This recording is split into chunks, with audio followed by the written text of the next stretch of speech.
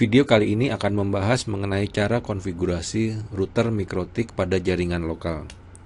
Router MikroTik biasanya kita gunakan untuk membagi akses internet ke lebih dari satu perangkat atau komputer di dalam jaringan. Dan juga memungkinkan kita untuk melakukan pengaturan hak akses dan kecepatan. Jadi mungkin ada komputer yang punya hak akses penuh atau hanya pada jam-jam tertentu, dan juga kita bisa menentukan kecepatan yang berbeda-beda untuk setiap komputer yang ada pada jaringan.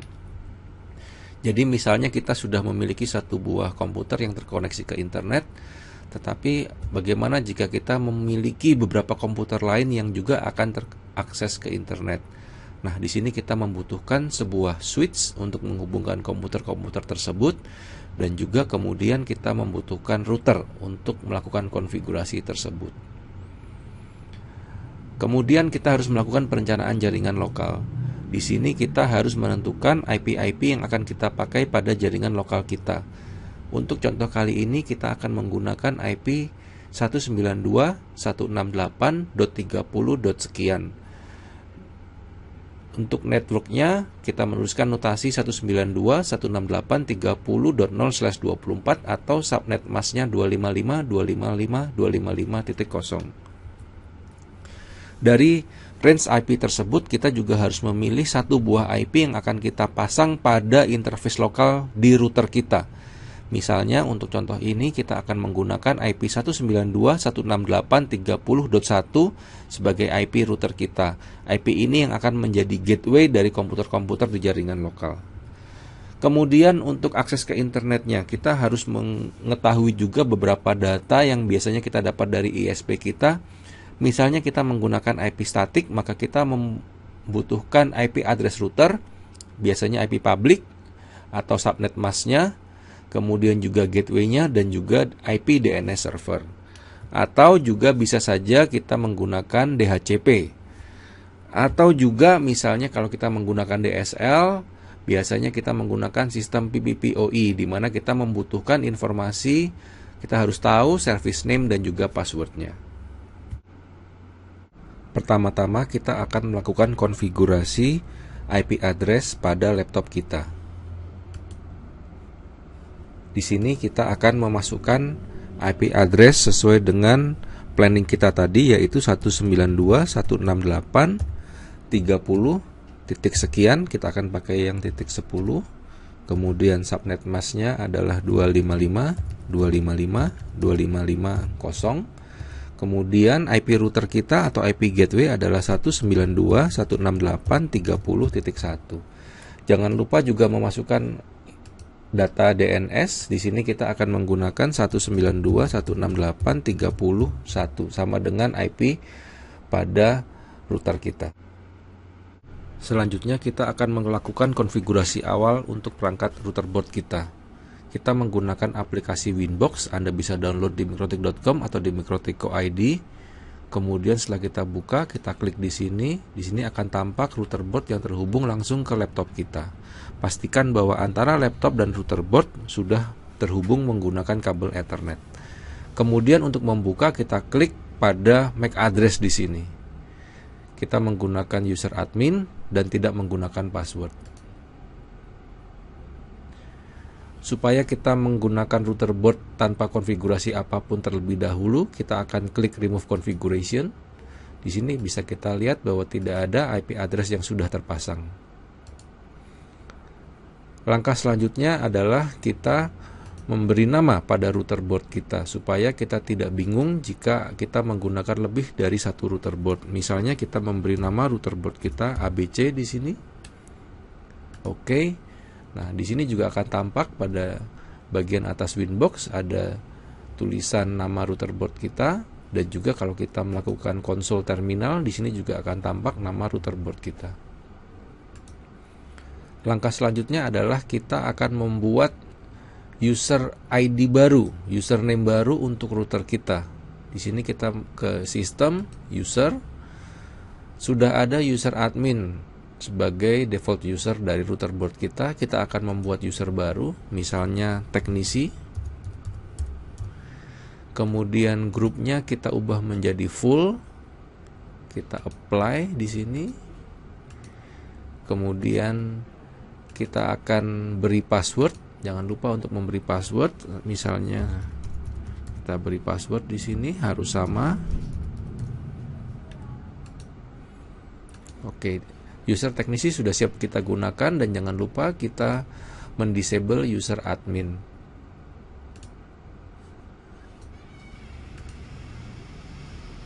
Kalau kita coba login kembali, kita sudah bisa menggunakan user teknisi dengan password yang sudah kita masukkan tadi. Di sini kita login menggunakan user teknisi. Selanjutnya kita akan melakukan pengaturan pada router. Percobaan kali ini menggunakan router board 433 yang memiliki 3 buah port Ethernet. Kita harus memilih interface mana yang akan menghubungkan network lokal dan interface mana yang akan terhubung ke internet. Di sini saya memilih Ether 2 untuk penghubung ke network lokal. Kita akan menambahkan IP address untuk interface ini. IP address. Di sini kita akan menambahkan address. Di sini IP-nya adalah 192.168.31, dan jangan lupa untuk memasukkan simbol netmasknya /24.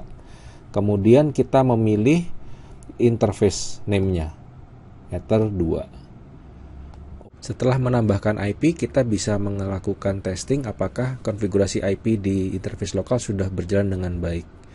Kita akan ping ke 192.168.30.1 dari laptop kita, dan IP ini adalah IP router kita.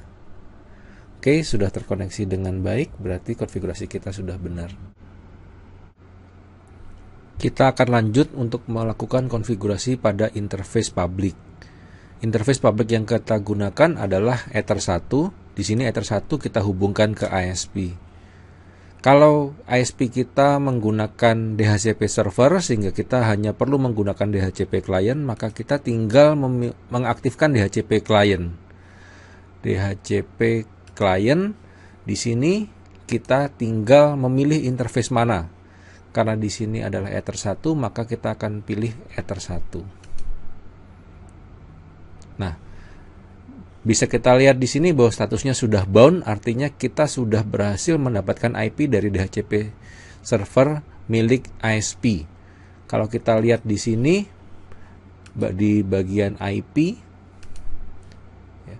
kita sudah mendapatkan IP address yang diberikan oleh ISP. Dan kita juga sudah mendapatkan setting DNS. Ya. Settingan ini diberikan oleh DHCP server. Kita hanya perlu mengaktifkan allow remote request supaya customer kita bisa melakukan request DNS.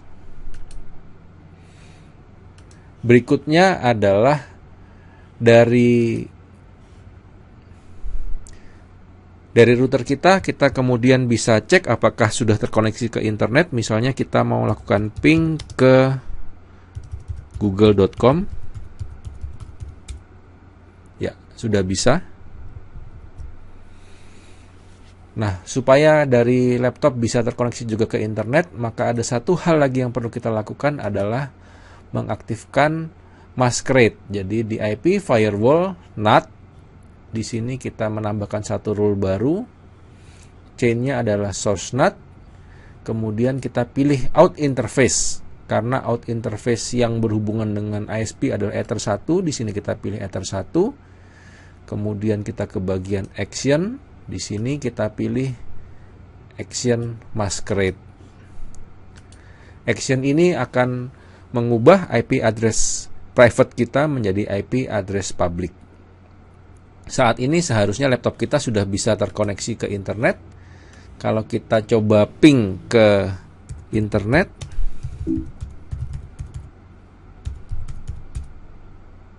ya, laptop kita sudah terkoneksi ke internet.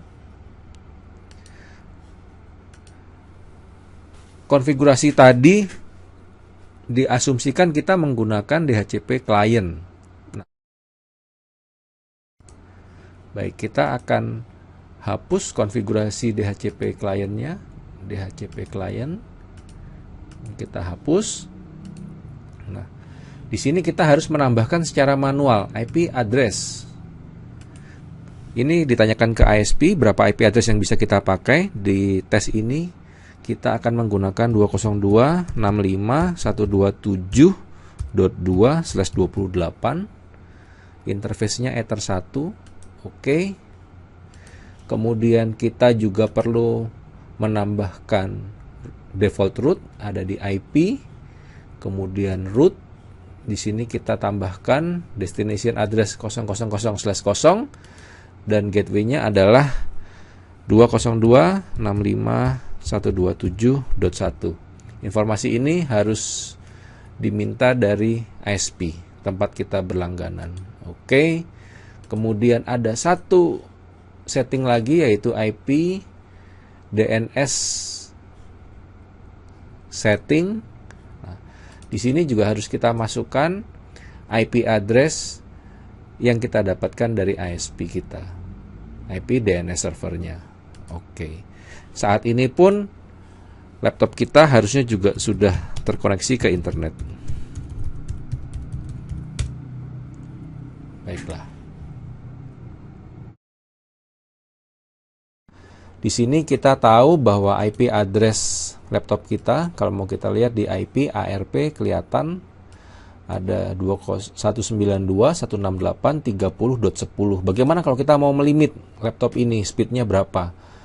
Cara termudah adalah menggunakan Simple Queue. Ada di Queue, kemudian Simple Queue, kita tinggal klik plus. Nama bisa kita buat apapun.